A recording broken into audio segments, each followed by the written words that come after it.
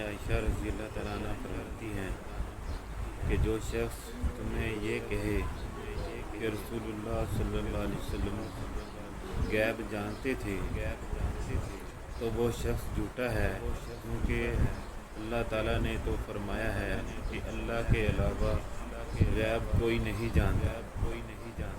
اس حدیث مبارکہ میں کس قدر صراحت کے ساتھ حضرت عائشہ رضی اللہ تعالیٰ عنہ نے یہ بات بیان فرما دی ہے کہ علم غیب خاصہ خداوندی ہے اور اس میں اللہ تعالیٰ کے ساتھ کوئی بھی شریک نہیں ہے، لہٰذا نبی کریم صلی اللہ علیہ وسلم کے متعلق علم غیب ہونے کا عقیدہ رکھنا درست نہیں ہے۔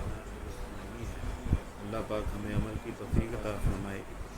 ویڈیو پسند آئے تو اس چینل کو سبسکرائب ضرور کریے۔